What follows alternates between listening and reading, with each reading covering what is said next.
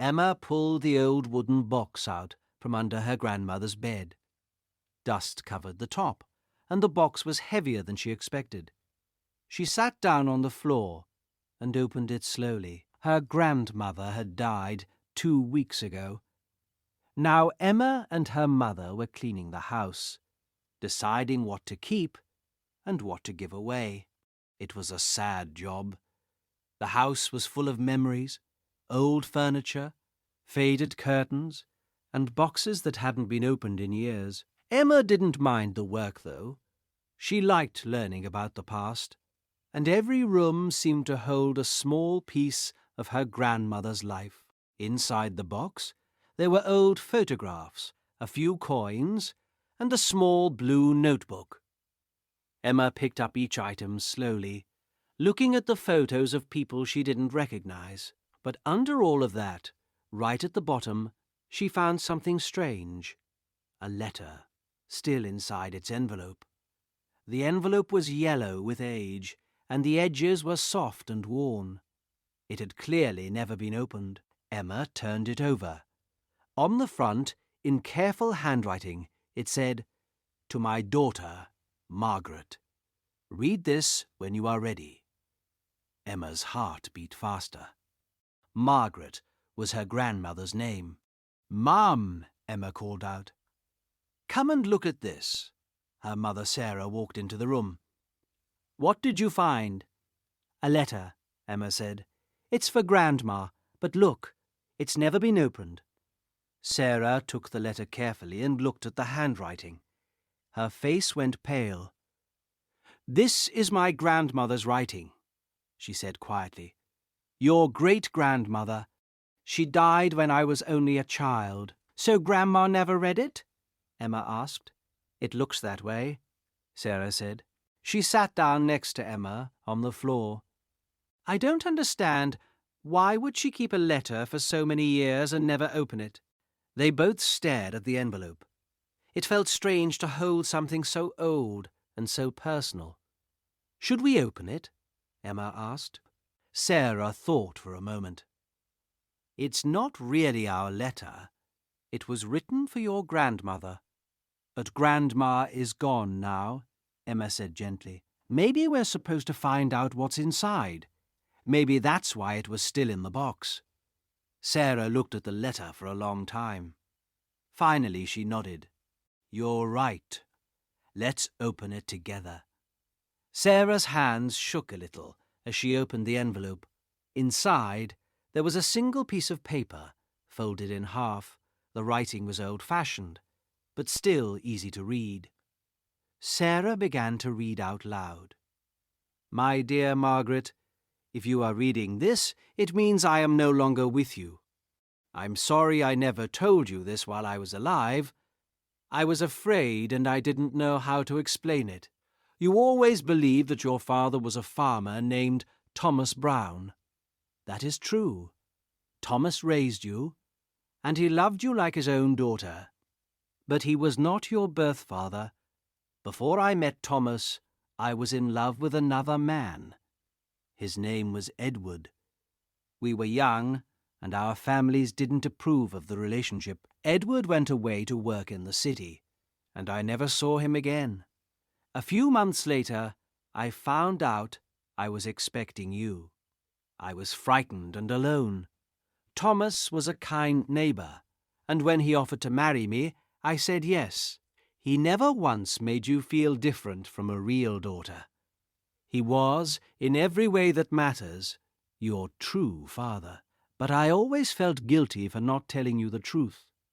I wrote this letter many times, and every time I put it away instead of giving it to you. I was scared you would be angry, or that you would stop loving Thomas as your father.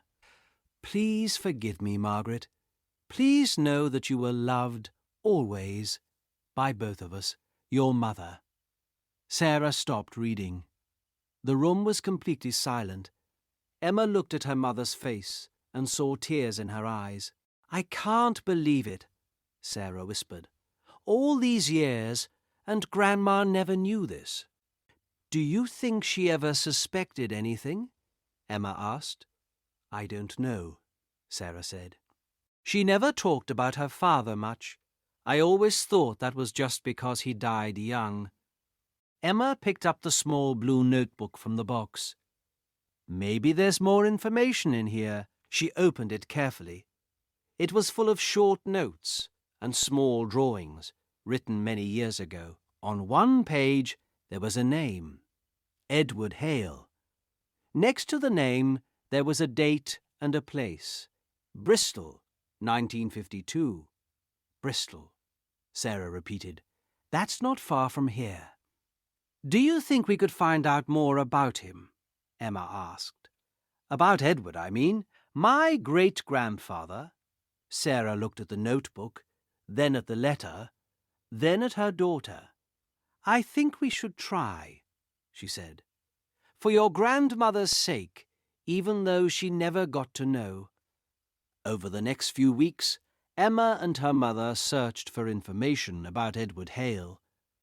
They looked online and they visited a small local library that kept old records. It wasn't easy. Many old documents from the 1950s were difficult to find. Finally, one afternoon, Sarah found something. An old newspaper article from Bristol mentioned a man named Edward Hale, who had worked at a shoe factory. The article was about the factory's 50th anniversary, and it included a small photograph. Emma leaned over her mother's shoulder to look at the picture. He looks like Grandma, she said softly, around the eyes. Sarah nodded, unable to speak for a moment. They also found something even more surprising. Edward Hale had a granddaughter who still lived in Bristol. Her name was listed in a local newsletter about a community garden project. Should we contact her? Emma asked. Sarah hesitated. It feels strange we would be telling a stranger that we might be related. But she might want to know, Emma said, just like we wanted to know. After thinking about it for a few days, Sarah decided to write a letter of her own. She explained everything. The old letter, the notebook, and the connection to Edward Hale. She asked if the woman in Bristol would be willing to meet. 2 weeks later, a reply arrived. The woman's name was Diane, and she was just as surprised as they were. She remembered her grandfather Edward talking about a woman he loved when he was young, before he married her grandmother. He had never forgotten her. Diane invited Sarah and Emma to visit Bristol. On a sunny Saturday, they drove to meet her. Diane was an older woman with a warm smile. She welcomed them into her home and showed them old photographs of Edward. He used to say he had one regret in life, Diane told them. He never explained what it was. Now I think I understand. They spent the afternoon sharing stories, comparing old photographs, and slowly building a picture of two people who had loved each other long ago, but never had the chance to stay together. Before they left, Diane gave Emma a small photograph of Edward as a young man. You should have this, Diane said. He's part of your family too. On the drive home, Emma held the photograph carefully, looking at the young man's face and trying to imagine what his life had been like. I'm glad we opened the letter, she said. Sarah smiled, though her eyes were still a little sad. Me too. Grandma never got her answer, but at least now we understand her a little better, and we found a new part of our family. Do you think Grandma would have wanted to know? Emma asked. Sarah thought about it for a while before answering. I think so. I think part of her always sensed there was something she didn't know. Maybe that's why she kept the letter, even without opening it. Some part of her wasn't ready, but she didn't want to lose it either. Emma looked out of the window at the passing fields.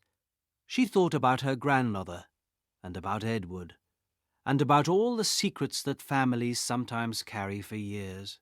Some secrets stay hidden forever, But this one, after so many years, had finally found its way into the light, and it had brought two families back together in a way that no one could have expected.